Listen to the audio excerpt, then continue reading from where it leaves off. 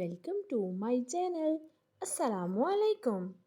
आइए जानते हैं करम नाम के मायने और इसकी तफसील। हमारा आज का बेबीज़ बॉयज़ नेम है करम। करम के इंग्लिश में स्पेल्स हैं KARAM, करम। एक इस्लामिक नेम है और लड़कों के लिए रखा जाता है ये नाम। इस नेम के मायने हैं मेहरबानी, अनायत, करम। इस नेम की तफसील है करम अहमर, करम अली। इस तरह से हम ये नाम रख सकते हैं। आप भी अपने नाम का मायने जानने के लिए कमेंट्स में अपना नाम लिखें और मायने जानिए। एंड अपने नाम की स्पेशल वीडियो बनवाने के लिए भी आप मेरे कमेंट बॉक्स में अपना नाम कमेंट कर सकते हैं। And please like the video, subscribe my channel. Okay dears, फिर मिलेंगे न्यू नेम न्यू वीडियो के साथ। अपना ख्याल रखिएगा, दुआ में याद रखिएगा। अल्लाह हाफिज़।